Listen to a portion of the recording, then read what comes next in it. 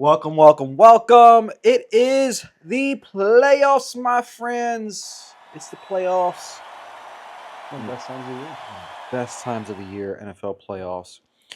It's your favorite host of your favorite podcast, Cracking a Cold One, Joxy and Dags. How you doing, my guy? I'm great. How are you? Doing well. I just chugged a, excuse me, There you go. I just chugged a Sprite. And I knew that was going to end up having, I was going to have to burp. So, yeah. Anyways, how you doing, dude? Happy New Year. Happy New Year. All the good things. Yeah. Got a fun one today. I'm excited. Yeah, man. Yeah.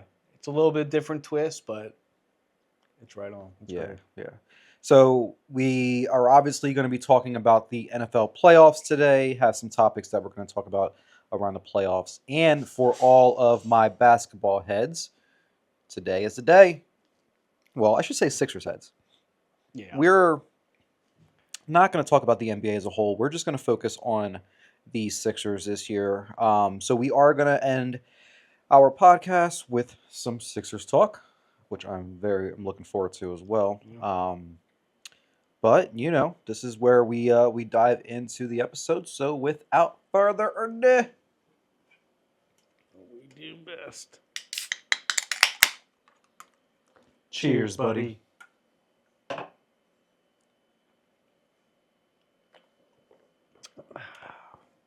Good old faithful. Surfside.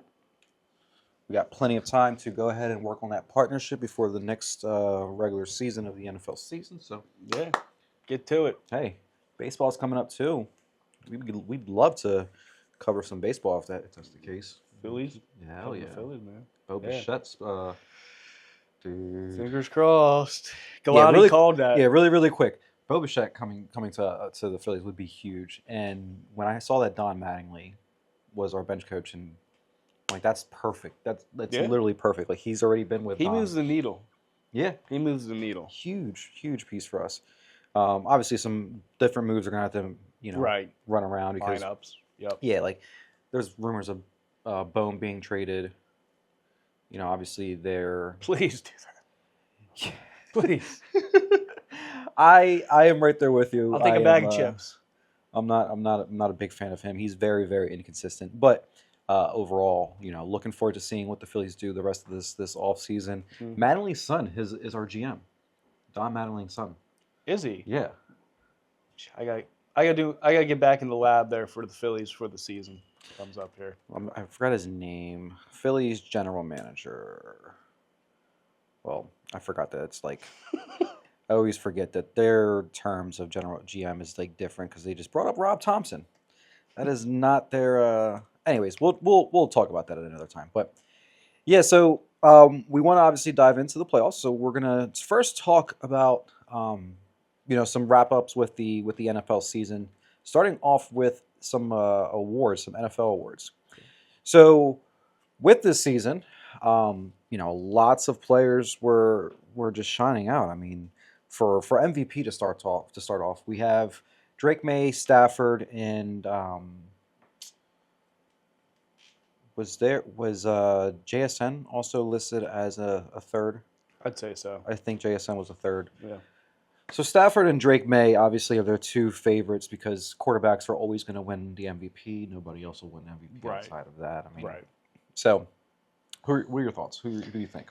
I got Stafford. Yeah. I just think his body of work this year. I mean, even losing Adams a few games, didn't skip a beat, still throwing, hella touchdowns. Really, hold on. I had him pulled up here. Where is he at? I mean, 46 touchdowns this year is insane. That is insane. 46 touchdowns and 10 interceptions. That's it. Like that's Obviously the Rams kind of falled a little bit to that fifth seed in that division, but this is his best season ever, and he's 38 years old. Mhm. I mean, he's had some hella runs throughout his career, but no, I got him as my MVP this year. I think rightfully so. yeah. No, I'm right there with you. I don't think, and it's nothing against Drake May. I think Drake May is a good quarterback. Right. It's his resume just does not stand up next to Stafford's, in my opinion. No. When you look at the teams that Stafford has played against, I just 100% trust Stafford as being the starter for my team versus Drake May being the starter for my team today. I agree, especially in the playoffs. Yeah. Coming up here. Exactly. Yep. Exactly. Which we will talk about because there's a lot of things that with the Rams that don't go well for them in the playoffs. But Stafford I think is rightfully so the MVP winner. There's a lot of favorites going towards Drake May. It's just it's a little annoying. Based on record, Based on record, Yeah. it's all based on record. Yeah. It's annoying in my opinion, just because like I said, that schedule. Everybody's talked about it. They've seen it. It's the weakest schedule in the NFL. I think the overall percentage for the teams that they've played was 39%. Yeah. That are like their win percentage was 39%. So Yeah. yeah, going with Stafford, offensive player of the year. I have Jonathan Taylor. When I was looking at his stats, 20 total touchdowns for him this year, including receiving, 1,500 yards on the ground, about 1,900 all-purpose yards. I just think that although they didn't make the playoffs, that was a hell of a season. I think quietly he still took on the best offensive weapon in the league here. My only counterpart would have been JSN, essentially. Yeah, and I am going to go with JSN. I don't think you can go wrong with either, of course. But both teams, or I said both teams, both players are very, very good. I mean, they're both all-pro players this year. They were voted all-pro. Yeah. JSN is my pick. 119 receptions this year with 17, essentially 1,800 yards. He was 1,793. Yeah. With 10 touchdowns. The guy was, I mean, his resume this year is insane. Basically unguardable. I mean, he had some games that were just out of this world. So he had three. Oh my gosh. 4 game. He went on a 4-game streak where it was 129 yards, 123 yards, 162 yards, 132 yards. Yeah, he's unreal. This year, he's the best receiver in the league. I agree. Yeah. Definitely gonna, look forward to seeing what he continues to do with the Steelers. Or I say with the Steelers. Jesus, I am all over the place, guys. With the Seahawks. Yes, I'm like jumping ahead. So we have hockey on today. They just dropped a puck, and then there's just this massive fight just going on. Like down 6-1, I'd say I'd be a little upset. Yeah, we're watching the Bruins annihilate the Rangers, and yeah, it's just funny. Anyways, so my offensive player of the year is JSN. You got Jonathan Taylor. Defensive player of the year, I don't think anybody has any arguments here. It's Myles Garrett. Myles Garrett, 1,000% Myles Garrett. I will say that I'm sick and tired of like Jared Allen constantly getting bitter. Yeah. Like, dude, shut up. Like, okay, we get it. You had a lot of sacks 1 year too. And it's like, dude, you were great and you're outright. Exactly. Like, in your own right. You don't have to constantly come after someone who is like literally going to break the record. Lift him up, man. He Exactly. deserves it. I mean, 23 sacks, that's quite the accomplishment. And he had 3 forced fumbles as well. Yeah. So he was just a beast on that field this year. Yeah. So defensive player of the year, we got Myles Garrett. And then rookie of the year. So the rookies of the year were a little tough this year. Especially on the offensive end, it was a little bit underwhelming, I'd say. Some of it was injuries and whatnot. But my offensive guy is Ted McMillan. He ended up finishing with 1,000 yards this year. Yeah. I think there were some games that he just dominated his matchups and whatnot. He's going to be a great receiver for years to come. And then on the defensive side, I got Carson Schwessinger from the Browns. He's just been a pleasant surprise for them. Shutdown corner on the other side of Denzel Ward. So they got themselves a good one. I think just from his body of work this year, he really completed that defense and making them. They would have been one. I mean, if it wasn't for their offense, they're basically like a Texans. With their defense and the mold that they have in the team. But that might be a blueprint for them that they might they should look at, with Sanders going into next year. He has some qualities like Stroud and whatnot. So that's kind of my thoughts on the Browns here and Schwessinger. Yeah, no, I think Ted McMillan definitely stands out when I'm looking at this list of the rookies this year. The only other player I was going to put up against him is Emeka, but he was hurt obviously for a few weeks. So with his resume this year, I think McMillan definitely puts himself above other rookies, especially another one would be Jackson Dart. Jackson Dart Sure. as well. Sure. He was out Some for injuries. Yeah. like you mentioned, those injuries definitely they plagued those guys. And then for defensive side, I'm right there with you. I mean, looking at it again, I mean, Abdul Carter did not really stand out this year. No. I'm gonna agree. I think Carson Schwarzenegger is definitely somebody that they can go ahead and give the defensive rookie of the year. Yeah, there's not really much to say there, but I think I like Tet McMillan. I'm a big fan of him. Big fan of Tet. I forgot he's 6'4", 212 pounds. He's a big boy, he's man. Huge. Yeah, he's a big boy. Yeah, looking forward to seeing what he does today against those Rams. All right, coach of the year.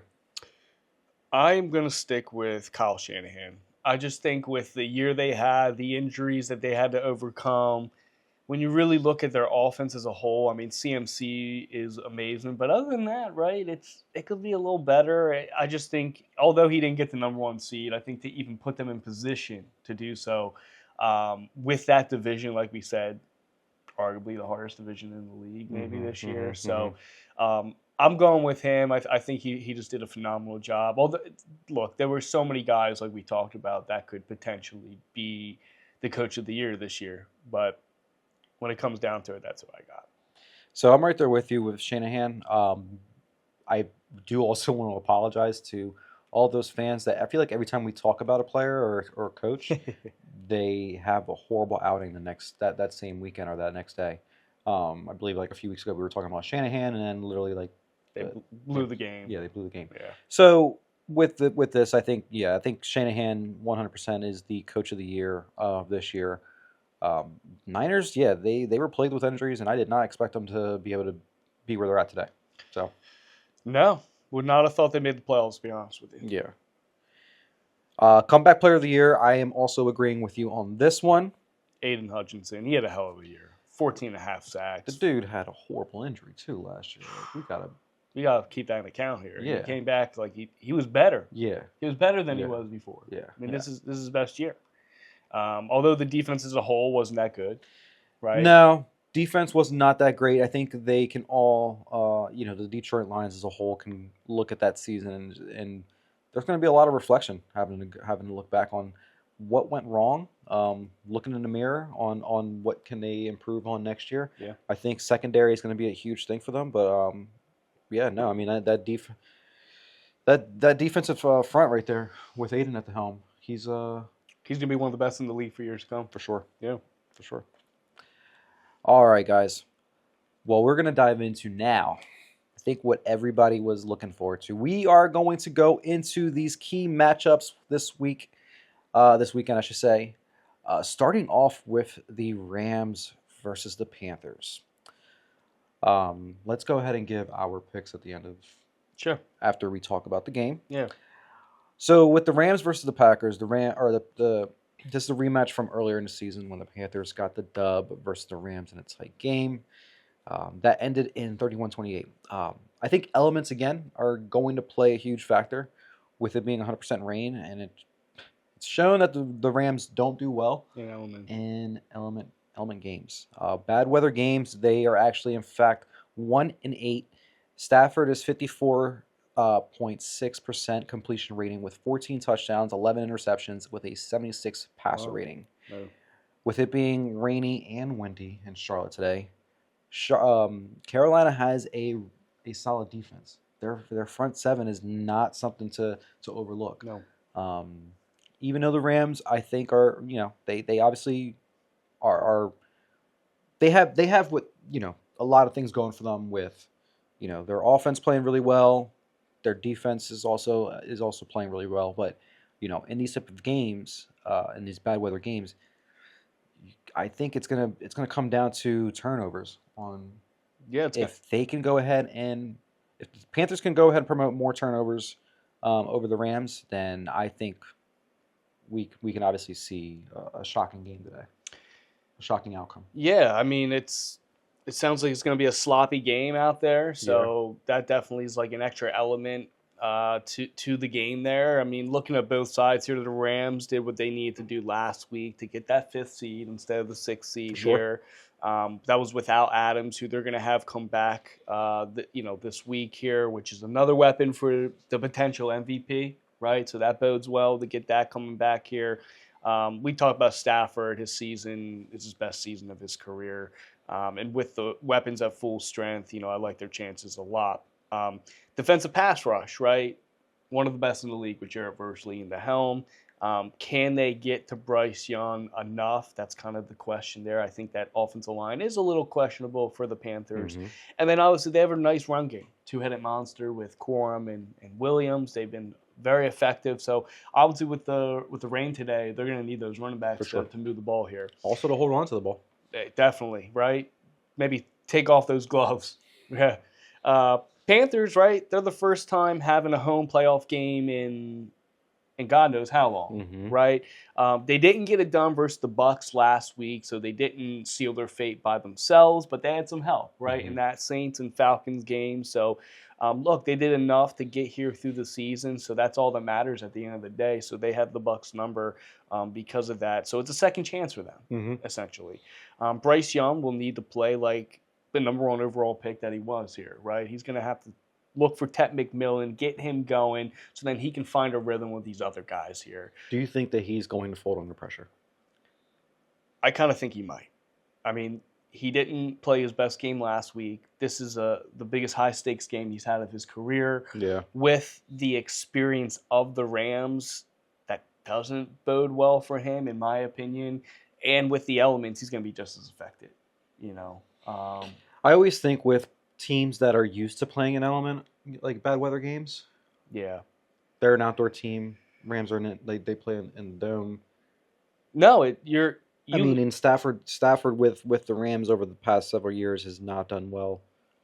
I should say Stafford in general has not done well in outdoor games. it's probably going to be a closer game than people first imagine. Mhm. I'd imagine because of that. Their defense, the Panthers' defense, it's going to come down to that because Mhm. they've been really good with getting turnovers the last 6 or 7 weeks of the season. Yeah, Going to need that to come up big here for for Stafford. sure. Yeah. Who you got? I got Panthers in this one. I got Panthers shocking the world and beating the Rams at home. I picked the Panthers so much this year. I really have. But this game, I got to go against. I'm going with the Rams. I'm going to take the experience here. I of like it. Stafford. I like it. Next game we have on the docket: Packers versus the Bears. I think in my opinion, this is really the game of the weekend. It's a great game. Yeah, historic rivalry going back to 104 years. They started back in 1921 being rivals, which is crazy because they've only played twice in the playoffs. Once in the 1941 NFC Championship game, the Bears beat the Packers, and the second time was in the 2010 Championship game. Packers beat the Bears. Being at home, this could go well for the Bears this postseason. I mean, they've played really, really well at home this year. But both teams are used to playing in bad weather games, so this is going to be another one. It's another fun game to watch. It's going to be a lot of snow and wind being that's rumored to be Yeah. a snowy, windy game in Chicago. I think run game is going to determine how well the Bears do with Micah Parsons out of the Yeah. Packers. That really is the way that they can go ahead and make the defense a little bit more. I would say more humble. You Yeah. humble the defense to once you start establishing that run game with Josh Jacobs, and honestly, they can even use Emmanuel Wilson back there. He's no slouch. Yeah, so I think they can pair him up with just the same way as the Bears are. I'm sorry, talking about the Packers, but the Bears they can obviously they use what's his name, Swift and Monangai. Yeah. I think, like I said, the Packers are going to do the same thing on their end Yep. with Josh Jacobs and Emmanuel Wilson. So Rome Odunze is back, and that will provide a good weapon for Caleb. And lately, there has been a lot of quiet chatter around LaFleur's job security if he loses in the first round. So this is something to keep an eye for on how this team plays Big game. with a lot of things. I look at the Packers, in my opinion, the same. I mean, they haven't been on the same trajectory as the Bills with Josh Allen, but over the last few years, the Packers have been talked about of going to the Super Bowl, constantly being picked as the favorites to go to the Super Bowl, and they always fall short. Yeah. It's like, when does there become a change? And they almost have the same type of offense. They have a really good running back. I wouldn't say really. They both don't have really good quarterbacks. Jordan Love's good. I don't think he's really good. I know what you mean. Yeah, he's not the same statue Not top of, 5 like, quarterback. yeah, of Josh Allen. And then you have, regular guys as your wide receivers, regular guys off the street that's on your team as your wide receiver. So it's going to be fun to watch. It's going to be another tight game today. Another tight game. So looking forward to seeing what happens. You hit a lot of the points I have here. I mean, one of the big questions is Love hasn't played the last few weeks. Yeah. So is he going to come out and be rusty? I will give him the benefit of the doubt. He's played in the playoffs, right? Mhm. So I'm assuming that he's mentally ready. Last week, he was the backup quarterback, so that tells me he could play it if he needed to, right? So I think from a health standpoint, he is going to be okay. Yeah. It's just the rust I'm worried about. Josh Jacobs, you mentioned, one of the best in the league. He's got to do his thing versus this inconsistent Bears defense here to open up that play action for the team, I say. For sure. Now, you hit the nail on the head. Their receiving core, it's very okay. Now, they don't have a true one, but they have had a lot of games where it's a hot hand. They ride the hot hand, so someone turns into the one that game, and then it just opens up the rest of the offense. And that's when Love's been at his best, and that's what they're going to need to be successful on offense. Yeah. With the Bears, right? They're one of those fun up-and-coming teams, right? Kind of remind me of like when the Lions kind of came out of the cracks and all. They have obviously because Ben Johnson, but they have the innovative offense and whatnot. So they kind of give me that feel. Caleb Williams has played his best ball since he's been in the league here. They have the weapons on each side here. The running backs, you mentioned the tandem, one of my favorite in the league, honestly. And then their receiving core with Adune's back, they're so complete. They have 2 reliable tight ends. They got a trio of receivers that can hang with any of the cornerbacks. So it's probably not going to be necessarily an easy game, but if it is going to get out of hand, we're going to see it very quickly because of their inexperience. And then that's just the question I have here, just as a whole. They have a lot of guys, even like DJ Moore and some of the veterans, they haven't been to the playoffs, you know? So that's the only thing I'm really questioning is that leadership, if they can get it done. Who you got? I'm going to go with, again, the experience. I'm going to go with the Packers. I think even in the elements that the Packers play in the elements. And they're going to be For sure. able to get it done. I'm going with the Bears. I think the Bears are going to take advantage of a weak Packers defense with Micah Parsons out. Not to say that the Packers defense isn't good as it is, but Micah Parsons actually makes a big difference, obviously. So for me, this was like the hardest game to pick. This was for sure. You can go. I don't think with either pick you can't go wrong. I mean, you pointed out some very, very good points with the inexperience with the Bears and how that could go ahead and be something that can nip them in the butt. Yeah. Next game we have on the list here is the Bills versus the Jaguars. So the media has been painting this picture of Josh Allen versus Trevor Lawrence on who was the better player here, but I think it's really coming down to Liam Cohen versus McDermott. Liam Cohen, a Coach of the Year candidate, of course, as well, has really brought this Jaguars team from night to day from last season. Defense has ranked, top 5 in rush in yards per carry, having the best run defense, allowing only 86.3 yards a game this year. Wow. So that is going to be something huge. I think that the Bills are going to have to try to figure out if they're going to want to win this game. They're going to have to lean on the ability of having James Cook being able to go ahead and do his thing, as well as Josh Allen, because, I mean, let's call it spade to spade. I don't think the Jaguars are really worried about Keon Coleman or Dalton Kincaid's your best receiver. I mean, that's what you have. Dalton Kincaid and James Cook as your 2 best receivers right now. When the Jaguars they're healtly. They're hungry. They're hungry. Their defense is, once again, like I mentioned, is a really, really strong defense. I think Josh Allen can only do so much, and the receivers around him aren't really going to be a huge factor in the game. So a lot of eyes are going to be on James Cook. What are your thoughts with this game? You hit all my points for the most part. It's going to come down to the run game for the Bills. Can you run the ball on this team? Because that's been their MO, right? They go through Josh Allen and Cook, and then that's what's opening up the pass game for them. Now, I just don't think – I've said this all year. I just don't think they have the receiving core to get them through this playoffs. Dalton Kincaid, your best receiver, is not going to cut it. It's just not.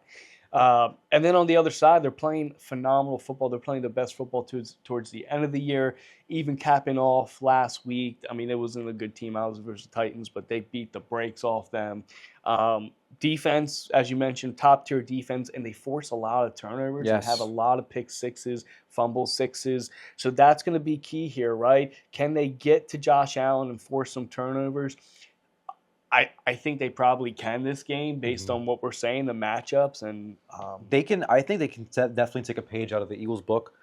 Listen, towards the end of that game with the Eagles and the Bills, obviously the Bills came back a little bit, and I mean they lost by 1, but the biggest thing that stood out was the Eagles started trying. They were getting to Josh Allen quick, and every time they get to him quick, I mean that pocket starts to crumble. He tries to do a lot with like running around and whatnot, and it's just not. At some point, that's just going to fall apart. And he doesn't have, like I mentioned, those receivers while he's running around that can get some separation to go ahead and follow him, and then, when he's looking down the field, tries to get the ball down there. It's just, I don't think it's going to go well for him. Both the Eagles and the Texans expose that. Yep. Right. Yep. And that's why I got the Jaguars. I got the Jaguars in this one as well. I feel bad just because of the fact that I am a big Sean McDermott fan, but I really feel like this is going to be the. And could he be someone that's on the hot seat? I think this could be the end of the road. I think if he goes out in the first round of the playoffs, I'm sorry, you don't have Patrick Mahomes, you don't have Lamar Jackson, you don't have Burrow in the playoffs. You have the best quarterback potentially in this whole playoffs. You can make the case. Yeah. You better do something. Figure something out. If this is where it comes down to, like, this is where I got to give respect to Patrick Mahomes. Patrick Mahomes hasn't had the, sexiest offense in every single season, right? But he's been able to go ahead and figure it out. Yep. I think the Josh Allen just, I'm not saying anything against Josh. I just think it comes down to coaching in this one. And McDermott, I'm sorry, man, but this is not going to be a good game for you to go into. So no, Jacksonville has this one. I think Jags by a lot too. I think Jags by a lot. Hey, they're home. They've been playing phenomenal football there. They got the team to do it. Yeah, that fan base is going to go crazy, and they have the pool also in the they do in the end. So it's a cool stadium. It is. Yeah. It is a really cool stadium. But they're about to have a whole ball down there. It's going to be crazy. All right, moving on. We got the 49ers versus the Eagles, my birds. So the Red Cowboys are coming into town, and their leader, Brock Purdy, has been balling lately. Can't lie. Yeah, the Red Cowboys, I love saying that because they're just starting to get... Every time we play them, they're annoying. Outside of the Cowboys, like they do piss me off because of the fact of just how like delusional they sound sometimes. That banter. Yeah, and I'm just like, dude, whatever. Now, it's not all of you guys. Ryan Reed, love you, guy. But all of your other buddies, they can go ahead and kick rocks. Now, the 49ers do have some injuries that could hinder them in this game with some notable names such as Pearsall, Trent Williams, and D. Winter, all listed as questionable. There is more of a positivity on Trent Williams on him playing, but Pearsall and D. Winters, there has not been good reports coming out of the camp from this week. Side note, did you also hear the news about that their practice field is right next to some electrical field, and that's the reason why the electromagnetic field is a lot higher, and that strains out your tendons, and that's the reason why they're having a lot of injuries. I did see that. It's crazy. It's insane. So when you see pictures, look in the background now, you see big, huge towers and all these things. It's insane. So moving on, Eagles defense has ranked number 1 in the league since Week 10. While at the same time, though, the 49ers have been going on a hot streak on their own end since Week 10. This is going to be a game between two teams that don't like one another.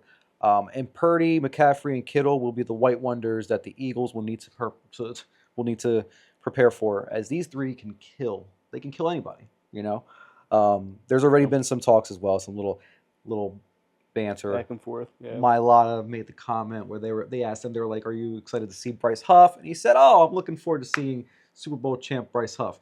Bryce Huff was a healthy scratch for the Super Bowl. So Yeah. this is going to be a fun game to watch with Bryce. If he lines up on that side, I can tell you this much: I think him and Mailata are going to have some words with each other. Now, with that being said, though, Eagles offense needs to get into a better rhythm against a defense that is very, very weak against the run and a very shaky secondary.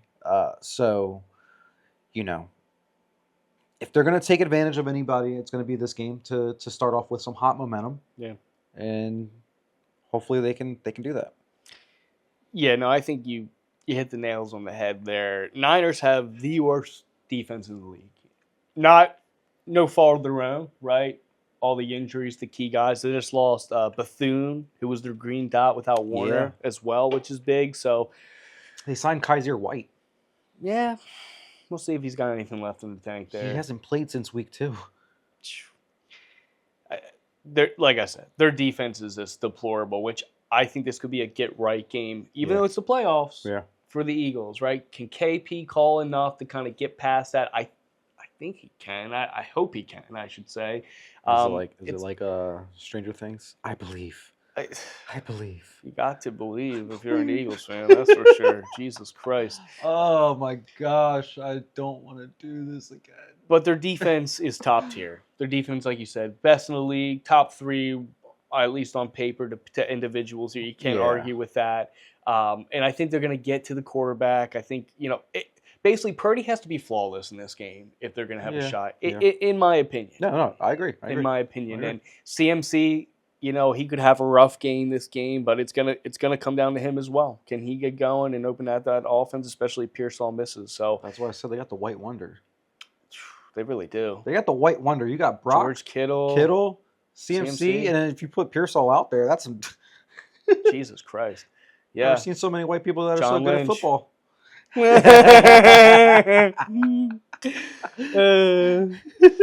Yeah, so that's that. So Eagles, though, I also want to see Jalen Hurts kind of shut the haters down and have a nice game. In this one, I do have the Eagles home field advantage. I just think they're a better team, front to back, and they're healthy. Yeah, I have Lane Johnson's back. I got the Birds. I got the Birds in this one. Lane Johnson is back, although Eagles like to go ahead and play the whole let's be secretive, so they put him as questionable. They actually said he was doubtful the other day. I'm like, oh, you guys are. Oh Jesus! No, I saw the reports. Well, it also started from Brian Baldinger that he posted it that Lane's back. The Eagles supposedly called him and was just like, take that off. No, So I don't know. There's a lot of funny things that are happening around this first game. But no, I got the Birds. Go Birds. Go Birds. All right, let's go on to the next game that we have. Here is the Chargers versus the Patriots. Chargers versus the Patriots is going to actually be a pretty solid matchup between a pretty good defense or a pretty good offense and a very good secondary. Yeah. With Herbert, you have Ladd, Kamir in the backfield, and then you also have Keenan Allen. When they signed him this year, a lot of people talked about him having just not even being able to provide much. For the team, he's been more of a factor than anything else. I think this year, especially over the last few weeks. Herbert's also been looking really, really good. I just love the way that he plays. He just has that big body that he just even with that injury, he's been solid. Yeah, 81 catches, 700. That was 800 yards. That's pretty good for Keenan Allen being the age he's at, 33. Yep. So it's going to come down to I think with Herbert, it's going to come down to if he can go ahead and protect the ball, make some smart decisions. The Chargers did beat the Patriots in 2024. They beat them 40-7. And yes, that was a completely different team, but could there be some hatred towards the Chargers in this game? I could definitely see that. Patriots have had also though a very weak schedule, giving them a number 2 seed in the AFC. A lot of people are betting on the Patriots to crumble in the playoffs versus a tougher matchup. The first game's going to say a lot about them, but regardless of the season, the Pats have had a very solid season, so they can definitely hang their hats on that. Yeah. But it's going to come, like I said, it's going to come down to if Herbert, Ladd, and Keenan Allen, Quentin Johnson, if they can go ahead and beat the Pats. I agree, and it's going to be interesting. Even with Herbert still having that injury, obviously he's getting healthier and healthier. But Vrabel, right? Yeah. He's gonna make a plan to really expose and make him question himself a little bit. Vrabel's a mastermind, so Herbert's got to be on his A game here. Now they got a nice tandem with Vidal and Hampton. So I imagine that run But game. Pats have a pretty solid run defense. Well, they really do. And they need them. My point was that they need them to get to break that, because their receiving core is good, but Pats defense as a whole is really good. And I could see Herbert struggling a little bit versus them. Now on the other side, right, the inexperience. Chargers defense is pretty good as well. For sure, with Derwin James back there, he's one that can sniff out a run play. Well, he's a sniff out a play. Yeah, he knows exactly what you're about to do. He'll sack you. He'll deflections, and he'll be in your backfield, and that's what I'm a little bit worried. Like I think this could be a lower scoring game potentially. It could be a defensive battle. Is he going to prove that he's an MVP in this one? That age doesn't matter.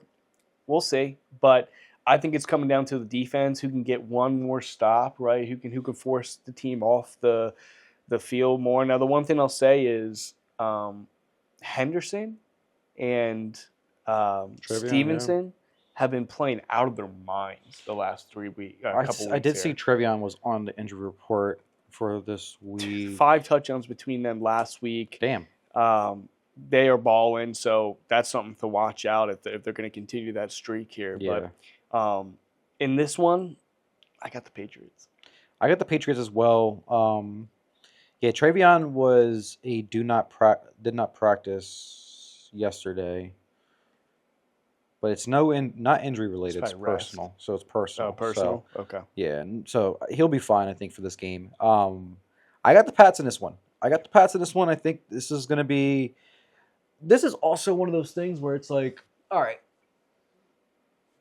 let's not play rocket science. You got a West Coast team coming over to the East Coast. L.A. going to New England. Yeah. I don't think they want to play with New England. And at the same time, New England is really hard to beat at home. Yeah. I mean, that fan base, they know how it is during playoff season. There's also rumors of some snow as well being in that game as well, but that would not bode well for them. No, not at all. I think this has Chargers written all over it, and I do think that not Chargers, I'm sorry, Patriots written all over it. Yeah. And I think the Patriots are going to I don't think it's going to be a really close game, to be honest with you. I think Drake May is going to show out. He'll be able to, I think, start building that resume for next season for sure. I agree. Texans versus Steelers. So this is a game that I'm like, it's like probably the one game that not excited about. Not excited about now. Steelers, they squeezed themselves into the playoffs. While the Texans have been heating up over the last several weeks with the number one defense in the league for the season. Danielle Hunter and Will Anderson are just going to be too tough, I think, for the Steelers to stop. Yeah. And Aaron Rodgers has shown that he is not as mobile as he once was. Certainly. There's been games earlier this season where that pocket starts crumbling. He kind of panics. He falls down. Yeah. Falls down real quick. Yeah. Although he will have DK Metcalf coming back after a 2-week suspension, that could make a huge difference. But I can guarantee you that Derek Stingley Jr. is going to be all on him. On his ass. Yeah. And Derek Stingley Jr. is the best cornerback in the league. It's funny how the first season Sauce Gardner kind of had his number, and then he's been lights out since then. Yeah. Yeah. Yeah. And then the Texans' offensive line, they have not been the best, but with TJ Watt coming back, that's going to be one player that their tackles are going to have to keep an eye on. CJ Stroud has enough weapons to get the ball out fast. He has Woody, Nico, Dalton Schultz, and Higgins, so I think he'll be fine with being able to get that ball out quick. I think that's been probably the one thing that he's learned compared to last season is not holding on to that ball so long when you have an offensive line that's not that great. Yeah.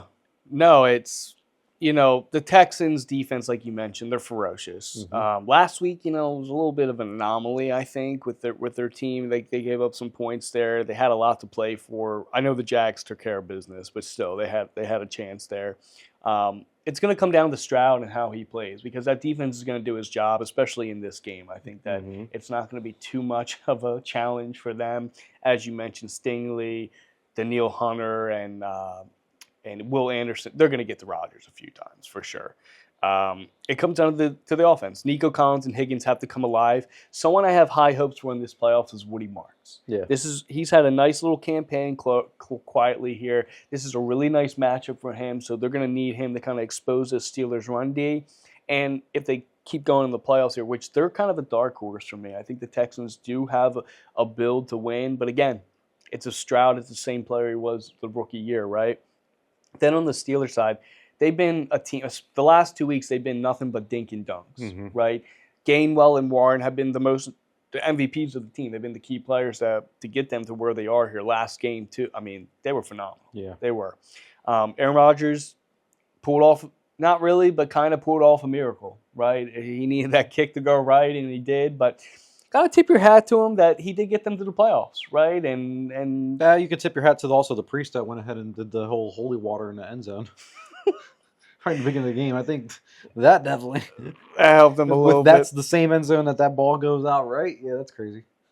But their defense Yeah. is not very good. No. And they could make the Texans' offense look better than they are. Yep. Potentially is what I'm thinking. And the dink and dunks aren't going to work versus that front seven. It's one of the best front sevens in the league. So they're going to have to push the ball down the field with Metcalf. They probably can a little bit, but as you mentioned, he's going to be blanketed. So I got the Texans. I got the Texans as well. So with that being said, Degs, what's your early Super Bowl prediction? My Super Bowl prediction For not winning, but matchup. between each other. Yep. Yep. So my matchup's going to be, I'm going to have the Rams and Patriots. Rams and Patriots. Yeah. I think the path for both of them is going to be there for them. And based on, I kind of did a little bracket thing here just to help me with it. So I knew what matchups would be. And the Rams, I just think they're a complete team when they're healthy.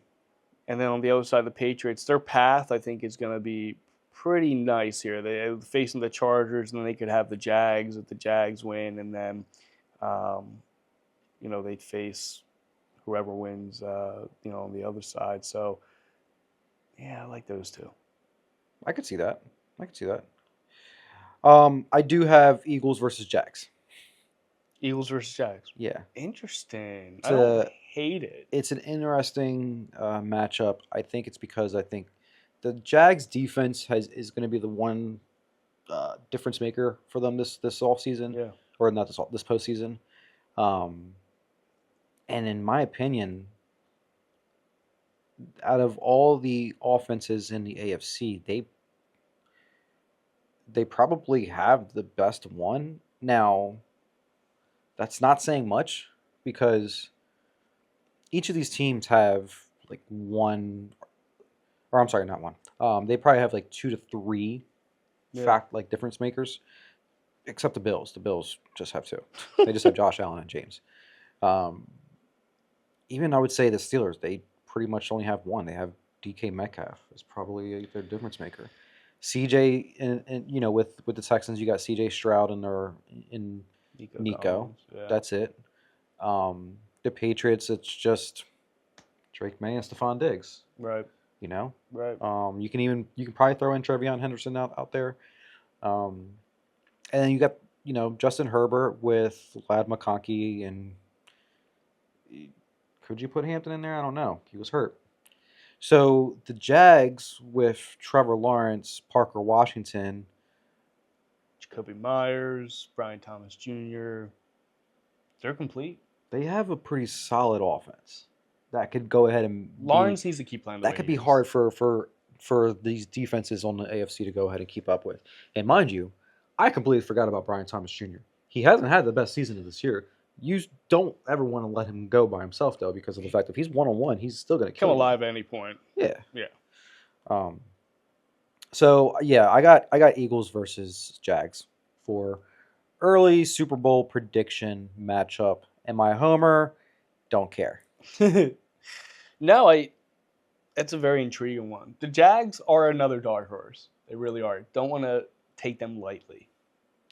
And they're only, I think, really a dark horse because they haven't really They just haven't been in the playoffs they in haven't some been in years. the playoffs in a while. So Agreed.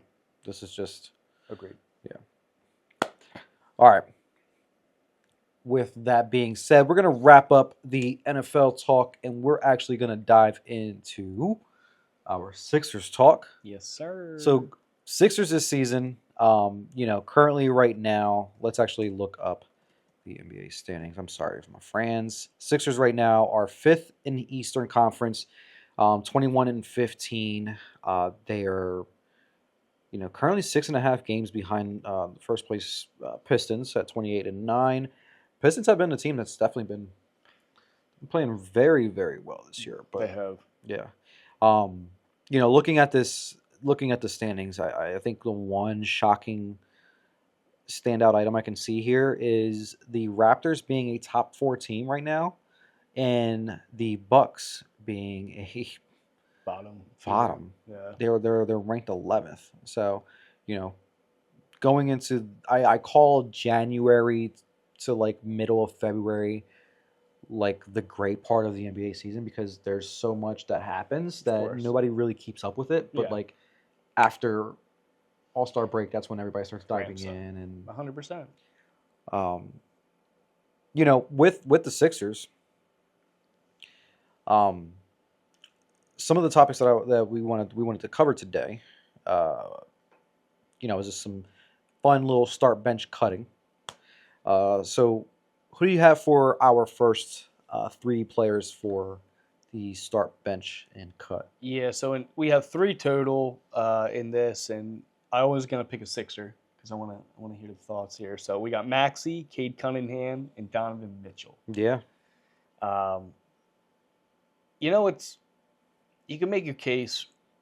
So for me, I have Cade Cunningham. That's where I'm going to start. I'm going to bench Maxey, and I'm going to cut Donovan Mitchell. I would. The homer in me wanted to take Maxey as the starter. As a starter. But I just think the way Cade's playing this year, I mean, they're number 1 in the East. I think I have to take him right now. So you can't go wrong, I think, with either or. Yeah. I am going to go with Maxey as the starter, and I'm going to bench Cunningham. Okay. The only reason why is because Maxey was, comeback player of the year last year. No, not comeback player of the year. Most improved player of the year, and there's a chance that he could even get it again this season compared to last season. Cunningham is he's very, very good. I'm not saying he's a slouch or anything like that. I just think with the trajectory of Cunningham versus Maxey, I think people expected Cunningham to be here, not Maxey. That's fair. And that's where That's a good point. that's where I can say the difference maker between them two. Donovan Mitchell, if it was early Donovan Mitchell, well, different story. Yeah. Right now, he's a little bit older, but I definitely think I'm right there with you. I'm cutting Donovan Mitchell here. Second one that we have here is VJ Edgecombe. We got the lineup of the rookies: VJ Edgecombe, Con Knuppel, and Cooper Flagg. Is this tough or what? I think it's pretty tough. This one, and for me, is not going to be tough. No. I'm going to sound like a homer again. Starting VJ, benching Cooper, cutting Con Knuppel. Yeah, that's how I got it too. Con's playing great, though. Con is playing. I mean, he really is. And I will say this. I wanted Con over VJ before I even knew about VJ's game. I did not know anything about VJ. Con right now, though, averaging 19 points a game. He's balling. Let me see how VJ, because I did not. All right, now I'm like, whoa. I did not expect this. It's comparable. It's very VJ has the defensive side to him. Yeah, VJ's definitely a lot more defensive on his end versus, Con is obviously more of that 3-point shooter. But you can let's talk about this though. So Con being a 3-point shooter at 42%, VJ's at 37.5%. Yeah, he's holding his Let's own go ahead there. and let's round it up to 40, whatever it might be. But Well, this is the way I look at it. At least with those two. Flag, I have a hard time kind of putting a comparison to, but would you rather have a Dwayne Wade and Jimmy Butler, or would you rather have like a Manu Ginobili? Right? That's the way I look Yeah. at it. And I'd rather have the first one. I'd rather have that upside of Dwayne Wade and Jimmy Butler. I completely agree. Cooper is also averaging about 19 points per game, so him and Connor, you know, It's all online. They're all playing very well. this is the only thing though, is that when we played against Dallas, I think VJ had the better game. Let's see this. So Cooper Flag in that game had 24 points. VJ had 26. I was going to say, because I remember VJ had himself a game that day. So I mean, VJ right now has that over Cooper, but you know, let's see, averaging how many minutes per game? Because that's also another thing, is that VJ is a starter in the NBA right now. So is obviously Con and Coop.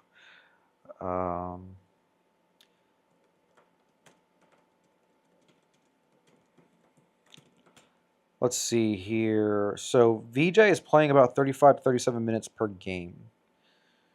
And then, you know, we compare that with Coop and Con. Let's see here.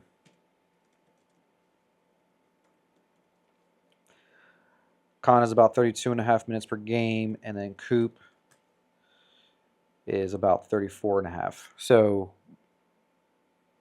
VJ's playing more minutes. Yeah. His game is a little bit, I think, more polished overall when it comes to just a complete game. He not only has the offensive side, but he also has the defensive side of him. And holy crap, Boston just scored again over New York. It's 8-2. God damn. Yeah, all three of them, though, I think they're going to be stars in this league. I agree. It's unfortunate, I think, where Con went, because I don't think that he gets a lot of coverage from the overall NBA. They're purgatory. Well, there's more drama around LaMelo and everything, and than anybody else. So, you know, it's unfortunate for him, and they're right now 12th in the league. So that's another thing that I started thinking about when you start talking about rookie of the year. How's their team doing? How is their team? Yeah, how is their team doing? Because the Mavericks are 12th in the West. Charlotte is 12th in the East. Sixers are 5th. With the impact VJ tells playing, you. yeah, with VJ playing more minutes. So I think this More empty stats from the other two. and I'm going to sound once again like a homer, but I'm going with VJ being my rookie of the year on this one. But I'm going with VJ benching Con and cutting Cooper. Okay. The heck, Yeah, I don't know a what hat that with was. hair. That was weird. All right, and then we have the old folks here. I don't think this is. I don't know if there's really much of a debate here. PG, Kawhi, and Anthony Davis. That's my order. The injury prone guys. That's why I did it. I was like, that was like their era together. Who would you rather have now? And I think that's, from what I've seen from Paul George, his game is it's still going well. Like it's maturing well, even though he's in the older He had stage of a his great career. game last night too. Oh, dude. I mean, and Kawhi Leonard, injury prone. He's just like, there was a time when I thought Kawhi Leonard was a top 3 player in the league. I really did. Mm-hmm. But he's really had a fall from grace, and not that he's not playing well, but I mean, he can't lead a winning team anymore. Yeah. And I just think he's lost at his edge. And, from a fit standpoint, I'm always looking at, like, on the Sixers, PG's the best out of all these, right? And Anthony Davis has seen better days, I think.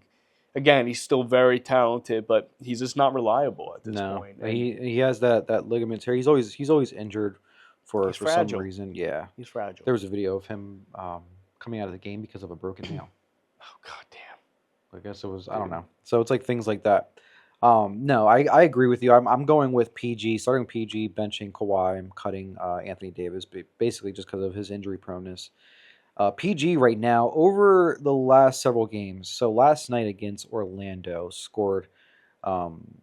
scored 18 points. He was 8 for 21, so not really great of an efficient shooting night. But overall, He you know, does a he but he he had just he does had a nine lot. yeah, he had 9 rebounds, 3 assists, 2 blocks, 3 steals.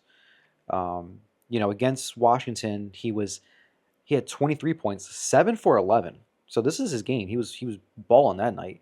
4 for 8 from 3. Um, 5 for 6 from the free throw line. And he's constantly making a difference when it comes to the defensive side. Every single time he's getting either a steal or a block. So I mean, beginning of the season, where I was at with PG compared to now, it's night and day. For sure. Completely didn't, Could I prove himself. I disregarded the whole ramp up period. And mind you, I'm just more of a bitter Sixers fan right now. Over the last few years of what we've been able to deal with, Yeah. I'm very skeptic when it comes to certain things that are happening, and I'm like, okay, how much can I invest into this? Because if you know me, when I For the invest into past. basketball, You're all in. we're all in. So going further from that, the current state of the Sixers, where they stand right now at fifth in the East, what are your thoughts? I think they can do better. I think some of those teams we see at the top, I think they can surpass like the Raptors and whatnot. I think we have to see more of the continuity with the big three, right? We just haven't seen them kind of play together as much. I think as the season goes on more and more, it's just going to get better and better. To your point, the ramp up for both Joel and PG, it's been positive, Yeah, right? They're both kind of coming more into their own. I think they're both buying into their role, right? They yeah, they see that Maxi's the one right now and needs to be for their success. So I kind of like where we're at, especially like a nice win yesterday versus the Magic. I just think that we just need more time and we can't afford more like injuries again. Like right, they all got to stay healthy. Whatever, however, we have to do that to accomplish hmm them being as healthy as possible for the playoffs. yep, yep. To your point too, yeah. Like with some of these teams in the standings right here, like the Celtics, I don't know how much I can buy into them. I agree. Because the East is very weak this year. So that could be the reason why. Oh, we got another fight between Boston and New York over here. But the Celtics, that could be another reason why they're ranked so high, and I think that can definitely change. But the Raptors, I'm not buying. I think that they're frauds. I think a lot of these teams, even below us, are going to end up eventually, floating up there, like the Cavs. You can definitely see the Magic. I think the Magic are a very respectable team. Yeah. Um, and of course, the Heat with Spoelstra, just continuing to be just the Hall godfather of of Fame coaches, coach. I would say. Yeah, Hall of Fame coach, man. I mean, he's just continuing to do amazing things with the Heat with nothing, essentially. So, no, I think right now the Sixers where they're at fifth seed. To your point, yeah, like the veterans need to go ahead and take a step back. They need to look at Maxi and I would say even at VJ and say, all right, guys, we're gonna support you. We're gonna help you all out. Yeah. We'll do whatever we can to, you know, Yeah, to keep up exactly what keep you up with said. you guys because those guys they run up and down the court real fast. I just think if this team can go ahead and support Maxi as It's the the 1A. yeah as the 1A, I think that we're good. I agree. I think we're good. I agree. They as long as they buy into that. hmm With some players that you think that are stepping up. My guy that I have here that has stepped up this season that I was not expecting at all, Dominic Barlow. He was not on my radar this year. My boy Peter went ahead and told me about him. So Peter told me he was just like, you need to take a look at this Barlow kid. He first game of the season, he was just like, he's gonna be good. He's gonna be good. And I'm like, I don't know who this guy is, but this is when I was out in the Sixers. I'm like, I'm not getting invested. I watched that first game and I saw Barlow out there and I was like, oh shit. This is the guy that you're talking about. Yeah. he is the difference maker right now. His defensive presence, his presence at the rim, just constantly being able to, rebound, but also keep up with, he runs up and down the court with VJ and Maxi. I love that there was a play last night that VJ went ahead and got a steal. Barlow's running down the court. VJ tosses it up. Easy, easy. Like the going to your point, yeah, I was completely unaware of this guy. Outside of the main stars, outside of VJ, Maxi, and etc., this is the one guy that I think that has literally made a huge difference for the Sixers. Currently on a two-way contract, which was crazy because I don't think he's actually ever going down to the G League. No. But I think he's going to be on a full-time contract at some point, and he's going to be a huge difference maker when it comes to us in the playoffs. I mean, I agree. He is a great role player. He provides that energy that they need a lot. He's a rim rocker. He does it all. Defensive side, rebounding. He's just an athletic, lanky guy that can play multiple positions and guard multiple positions. Mhm. So I really like Barlow. I think he's been a great part of this deep team. We have finally a deep bench, guys that can come off and kind of relieve these starters so we don't feel like they have to play 30, 35 plus minutes every time. Yeah. Right? So Barlow has been a big reason for their success in the second unit, playing with them, kind of giving us the energy that we need. He plays key minutes too. He plays down the stretch at times, and that's what I like about this team is they're able with outside their big three, able to ride the hot hands, and the lineups still work whenever it needs to in crunch time. Well, I'm loving this. This shows that they're relying on him because he has the hot hand right now. Yeah. Over the last 3 years that he's been in the NBA, he has not eclipsed over 15 minutes a game. He's been at 14.6, 12 minutes, 10 minutes. So he started off with 14 and then went down. He's now at the most minutes per game at 25 minutes per game with the Sixers. Wow. Good for him. Very, very good. I'm happy. I'm so ecstatic for him. He has, like I said, like a very well polished game. Doesn't really, he can handle himself offensively, but I think his biggest presence is going to be defensively as well, with some blocks and steals. So, yeah, man, I'm loving some Dominic Barlow. Who do you got for your difference maker? Mine's PG, man. Yeah. Since he, like you said, he's ramped up and he's looking healthy. He's been everything that we need and want from him. He does a little bit of everything, and his ego is at the door. It's finally at the door. He realizes that, and there's some games he might only score 10 points, and then we have games where he can score 25, 30 points. And that's going to be huge in the playoffs. I would definitely think that he's going to win us a playoff matchup or two, right, with his experience and whatnot. But again, he's just doing it all. He's rebounding. He's being a playmaker. At the very least, he's being a 3-and-D out there. And then when we need him to, at certain times, he can be the closer. He can be the closer next to Maxi, so Max doesn't feel like every shot in that fourth quarter he has to put up. So I love that. I think he gives him a lot of confidence, and he also takes a lot of relief off Joel, right? I think that's huge, especially as we want him to be as healthy as possible for the playoffs. So PG really helps that and can guard any position, really. Yeah, I mean at 6'9", he definitely helps us out. Especially with his wing presence. I mean, being a wing defender, that's going to be something that we need when it comes to the playoffs. That's always been something that we've been needing over the last few years. And yeah, I mean, he still has that mid-range game is still like nasty. Deadly. Yeah, it's nasty. He had a play last night where he was squaring up Wendell Carter. He's starting up right behind the three-point line, moves up a little bit more. As soon as he gets I want to say 18 feet, and he's just deadly. Cash. It's just cash constantly. Yeah, so, dude. no, I'm happy with how he's doing. Now, on the flip side, with who's being inconsistent, this was hard for us. I would say, yeah, I would say for us because of the fact that we both picked the same player. The one unfortunate part, so Justin Edwards is our inconsistent player so far this season.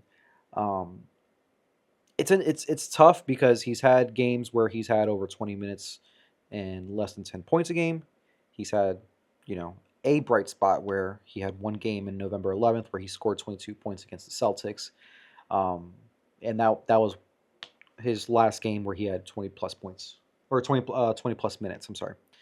Uh, Minutes plays a big factor into his game. If he plays a lot of minutes, Yeah. he gets more into a groove. The less minutes he plays, especially the inconsistency in the amount of minutes that he's playing, that changes his productivity. With the beginning of the season, with PG and Embiid not playing full time in that whole ramp up period, I think that affected him because one game he's playing, one game he's not. Sure. Mind you, he's coming in to clean up for PG. Right. But we're going to talk about another player that he's also probably going to be having to back him up too. Yep. So, yeah, what are your thoughts with Justin? No, I agree. Coming into the season, I think we definitely had some higher hopes for him to be a key bench rotational guy. And it's just the inconsistencies. He has that talent where he can come in, knock down some three balls. He has a really nice, shot. Yeah. Okay. Yeah. But then there's those times he does make some boneheaded decisions sometimes. I think he tries to do too much. He wants to be an impact player, but he's more of an impact player when he just lets the game come to him. Mm-hmm. And I think that's just what he has to do a better job of, especially the nature of the team. We got so many heads that are out there that we can play. Grimes, Barlow, Walker, and he just has to, when he has this time, he just needs to take a deep breath, Mm-hmm. be the player that we need him to be, a 3-and-D player, and then when he has his hot hand, he'll get the ball more. Yeah, I originally wanted to actually say Quentin Grimes, but then I was thinking about it. He plays more of a game like Josh Hart. Yeah. He's just a motor out there. Yeah. He plays lots of minutes every single game, but you're not going to see him, scoring every single game 20 plus points. He has had himself some bright spots this season. Quentin Grimes, Yeah. but he's been more of a difference maker defensively.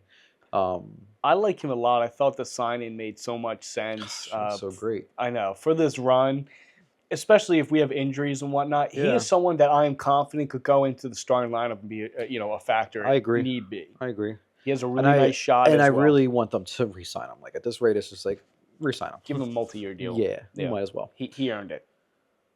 All right, so we wanted to dive into some rotation decisions. And the one player that we wanted to talk about with the rotation decisions is Jabari Walker. Yeah, he was another kind of under the radar guy that we weren't expecting to have as much minutes and rotation opportunities as that we thought here. He's one of those guys that he doesn't do anything necessarily particularly well, but he's just another energy guy. He's gonna guard hard. He's a good defender, and he's a guy that you can kind of throw at people and not worry about if he's gonna have fouls or not. He can be very aggressive. And he does a good job with that. He can guard multiple positions. He can knock down a three ball at times, but that's been the most inconsistencies is the offensive side here. Yeah, solid rebounder, playmaker. Just want to, with the amount of minutes he has, it'd be nice to have a little more consistent production from an offensive standpoint. I agree. This also comes down to the amount of minutes that he plays. It's probably the most consistent around the other guys that are coming off the bench. He's playing about 15 to 20 minutes per game. There definitely, I think, needs to be more of an offensive polish to his game. But this comes down to, I think, like same thing like we said about Quentin Grimes, where it's like, what is his game? Is his game more of like Quentin? We know what we can rely on Quentin for. With Jabari, can he be more of an offensive sneaky threat at times, or is he more focused, defensively? At 6'7", he's 6'7", and he also has a big body, like 237. He's a big boy, so he can go ahead and hang around with the best of them out there, at least defensively, and keep up with them. Jabari's, I think, the one guy that I'm looking forward to seeing what more they can do with him the rest of this season. And that takes us now to our last topic, early prediction. What do you think is the early prediction for the end of the regular season? We're not going to talk about anything else. End of the regular season. Where do the Sixers end up ranking-wise? I think they're going to get better and better. I think they haven't played their best ball of the season quite yet. So they're in the 5th seed right now. I imagine they're going to go maybe 3 seed is what I'm thinking. I think they can surpass Toronto. I think they're just as good as the Knicks, the Celtics. Pistons are very, very good. They're a young team, very deep. So I'd say the Sixers are going to have the 3 spot. Maybe the Knicks have the 4, and the Raptors fall to 5. Yeah. Knicks, we have right now that we have the tiebreaker over the Knicks, 2-0. Obviously, they have, we're a few games behind them. I think we're about like 3 games behind the Knicks right now. But we're 2-0 over them, so I'm gonna take that right now. Yeah, F you Knicks, I can't stand the Knicks. stand them. Them and the Celtics. Yeah, them too. I'm just like, y'all can go kick rocks. So I'm looking forward to seeing how we end up. I do agree that I do think I've always said that I think they're gonna end up as the top 5 seed in the Eastern Conference before the playoffs. I do think 3 is fair. Yep, that is fair. Yeah. Tip your hat off to the players to the season, because I don't think anybody had this, on their bingo card for the Sixers being this good. No. But it's going to be good to come moving forward, because now there's going to be some excitement coming to the team, with other veteran players or even young players that have, a bright future, that may want to come and play with Maxey. Those type of things are going to end up coming to play. I agree. And while we're on it real quick, I just want to say, you mentioned it earlier, I really think the Celtics are overrated. They're just going to be a regular season team. Yeah. I think if they had the right matchup in the playoffs, that they could be upset from one of these lower teams, especially maybe like Miami plays them, something like that. Mm-hmm. So the roster, I just, look, he's playing amazing, but I just don't think you can win with Jaylen Brown as your best player. I agree. A lot of these guys, I mean, yeah, Joel Mazzulla's been able to do what he's been able to do with these guys, but I mean, let's go ahead and see what Chris Boucher can go ahead and do against Embiid now. I agree. I just think it's going to catch up to them. And when you look at the landscape of the top teams in the East, do they really stand next to them? I think they're more so in the range of like the Raptors or something like that than some of these other top teams. I mean, the Raptors, I don't understand how the Raptors are so good personally. They're just, they kind of, you know who they remind me of? They remind me of the Atlanta Hawks that we grew up with, right? They're going to be a solid regular season team. They kind of have like some stars, if you will, but not superstars. Yeah. Ingram, Barnes, and whatnot. Or they're not bad players. They got Quickly and Barrett. Yeah. But again, none of them are superstars, and I don't think they're ever going to be. Yeah. I guess Darko is that really good of a coach. I don't know. He's maximizing the talent. I mean, it shocked me when I saw them that still being a top 5 seed right now in the NBA. So, well, my friends, that is a wrap on today's episode. Enjoy the NFL games today. Yeah, we're for sure going to enjoy the NFL games today. I'm looking forward to this 4:00 game with the Panthers and the Rams today.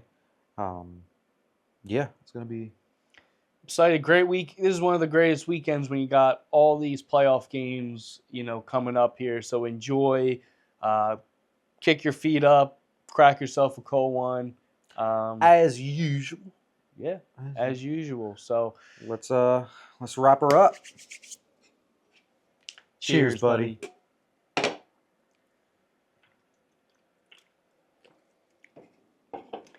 And that's all, folks.